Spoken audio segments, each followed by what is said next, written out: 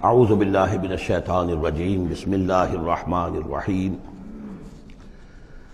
خلق السماوات والارض بالحق، اللہ نے پیدا کیا ہے آسمانوں اور زمین کو حق کے ساتھ، یعنی بامقصد ہے، نتیجہ خیز تخلیق ہے، یہ بے نتیجہ کا کار عبث اور باطل نہیں ہے۔ یکبر اللیل علی النہار، وہ رات کو لپیٹ دیتا ہے دن پر، ویکبر النہار علی اللیل، اور دن کو لپیٹ دیتا ہے رات پر۔ اب یہ جو ہے کہیں یولج اللیل فی النہار آتا ہے، کہیں یکبر آ رہا ہے، تو یہ مختلف جو الفاظ ہیں، تعبیرات ہیں، لیکن مقصد کیا ہے کہ یہ دن اور رات ہے تو نہیں ہے۔ آپ کو معلوم ہے کہ پورا نظام جو چل رہا ہے اسی کے حوالے سے ہے، پورا عالم نباتات کا جو ریسپیریشن کا نظام ہے وہ اسی کے ساتھ متعلق ہے، لہذا یہاں کوئی شے بھی بے مقصد نہیں ہے۔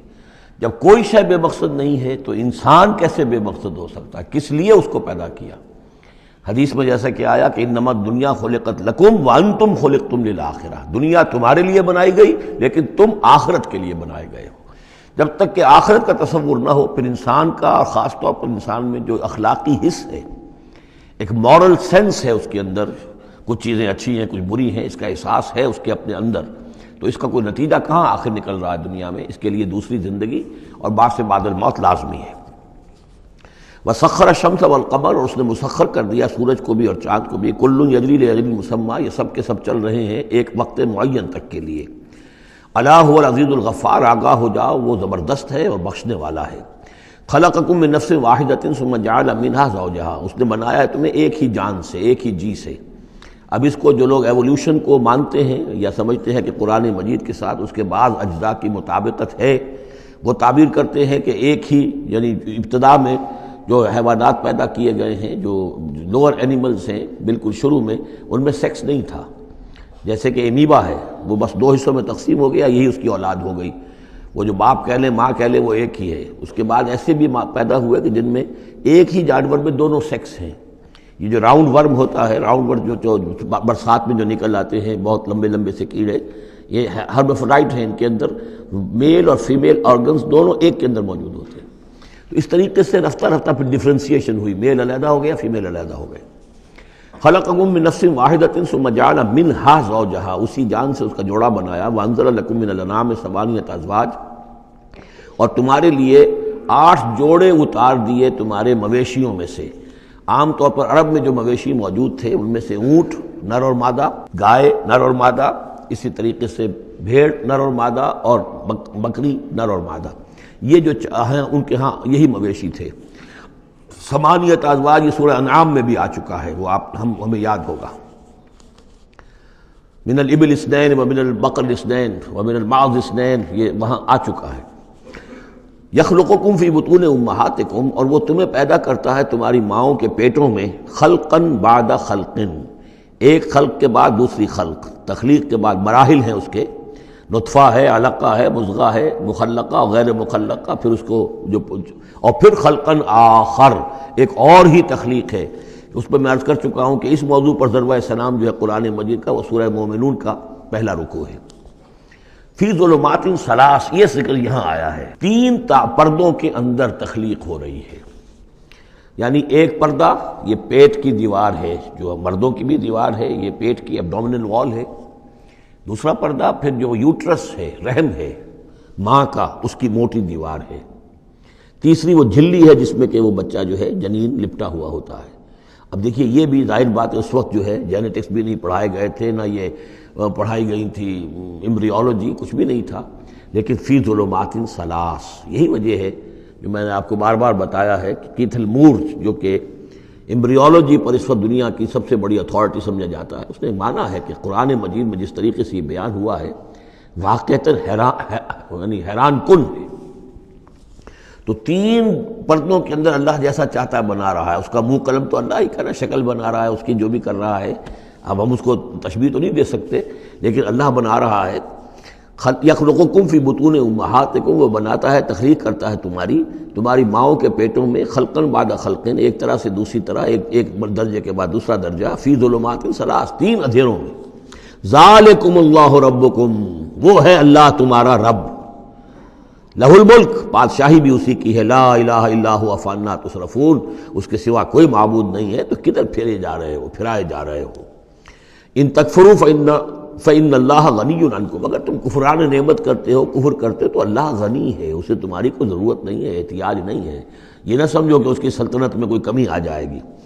ولا یرضی لعبادہ الکفر، لیکن وہ اپنے بندوں سے کفر پر راضی نہیں ہے. اختیار تو اس نے دیا ہے، اما شاکرا و اما کفورا، چاہو تو شکر گزار بندے بنو، چاہو کفران نعمت کے روش اختیار کر لو، چوائس از یورس. لیکن یہ جان لو اللہ راضی نہیں ہے کفر پر. راضی وہ ہوتا ہے وَإِن تَشْكُرُوا يَرْضَهُ لَكُمْ، اگر تم اس کا شکر کرو، اس کی تعریف کرو، اس کی بندگی کرو، پھر وہ تم سے راضی ہوگا. وَلَا تَزِرُ وَازِرَةٌ وِزْرَ أُخْرَىٰ، اور نہیں اٹھائے گی کوئی اٹھانے والی جان کسی دوسری جان کے بوجھ کو. ثُمَّ إِلَىٰ رَبِّكُمْ مَرْجِعُكُمْ، پھر تمہارا لوٹنا ہے اب تمہارے رب ہی کی طرف. فَيُنَبِّئُكُمْ بِمَا كُنتُمْ تَعْمَلُونَ، پھر وہ تمہیں بتا دے گا، متنبع کر دے گا جو کچھ کہ تم کرتے رہے تھے.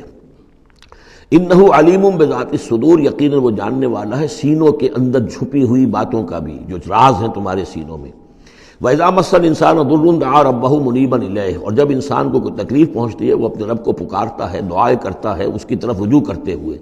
ثُمَّ إِذَا خَوَّلَهُ نِعْمَةً مِّنْهُ، اور جب اللہ تعالیٰ اس کو اڑا دیتا ہے، اس کے گرد اپنی نعمت کا خول لے آتا ہے، خولہ، اسے لپیٹ لیتا ہے اپنی نعمت میں.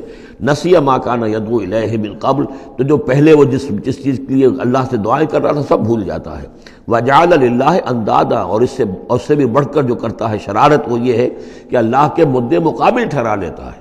لیضل عن سبیلہ، تاکہ بہکائے لوگوں کو اس کے راستے سے.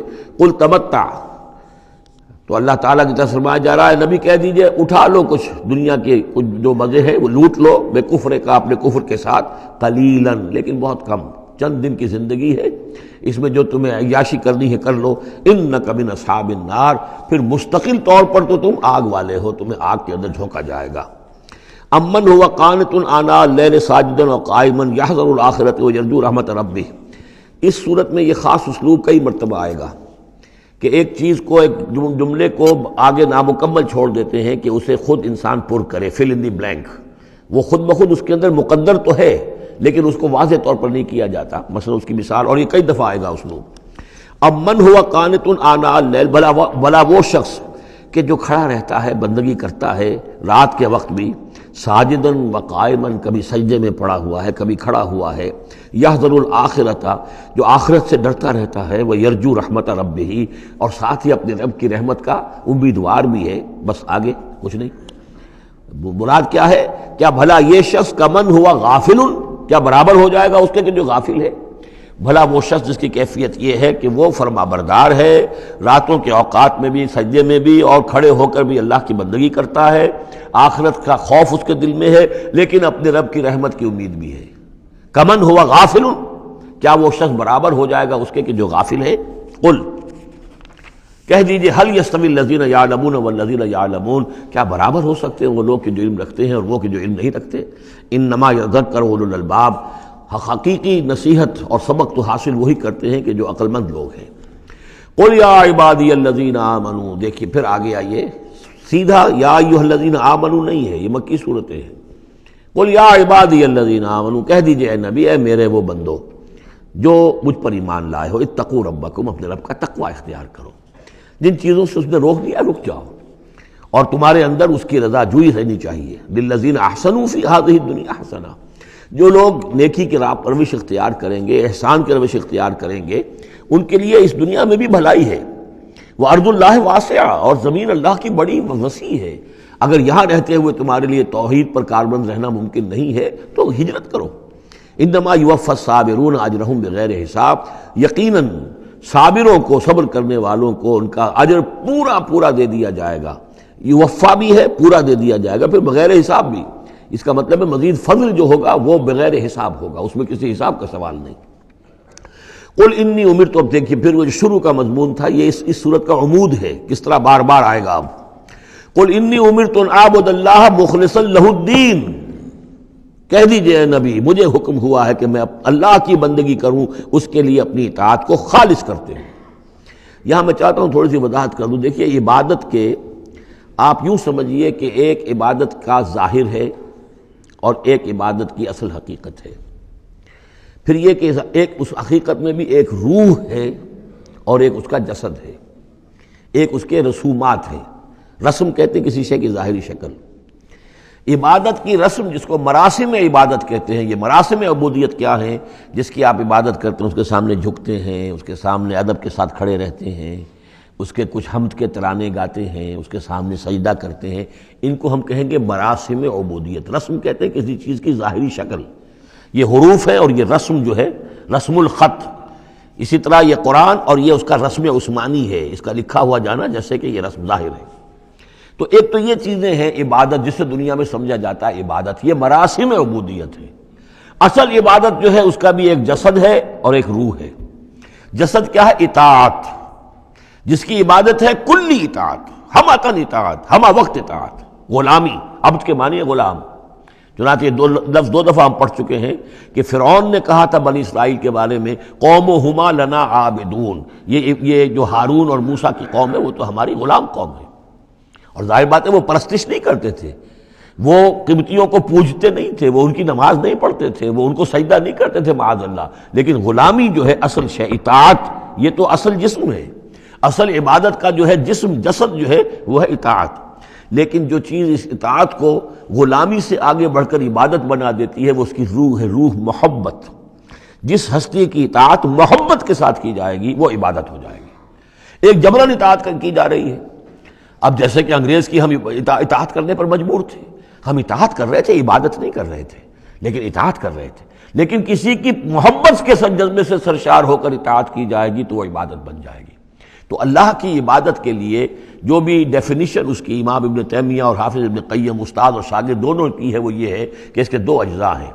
العبادت تجمع اصلین، غایت الحب مع غایت الذل والخضوع، کہ دو چیزوں کو جمع کرنے سے اللہ کی عبادت جو ہے وجود میں آتی ہے، حد درجے کی محبت اللہ کے ساتھ اور حد درجے میں اللہ کے سامنے اپنے آپ کو بچھا دینا، مطیع اور منقاد ہو جانا۔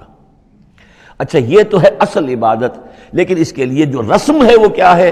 کبھی کبھی کھڑے ہو کر کبھی سلیوٹ کر لینا ہے، کبھی ہاتھ جوڑ دینا ہے۔ اب ہندوؤں کے ہاں ہاتھ جوڑنا ہے، یہ ان کے ہاں کی رسم ہے۔ قنوت ہے، ہمارے ہاں قنوت ہے، ادب کے ساتھ کھڑے ہونا ہے، کہیں جو جھک جانا ہے، رکوع کرنا ہے، کہیں سجدہ کرنا ہے، حمد کے ترانے جو ہے پڑھ رہے ہیں، تسبیح کر رہے ہیں، یہ اس کی مراسم عبودیت ہے۔ عبادت اصل کیا ہے؟ اطاعت کلی، اللہ کی محبت سے سرشار ہو کر۔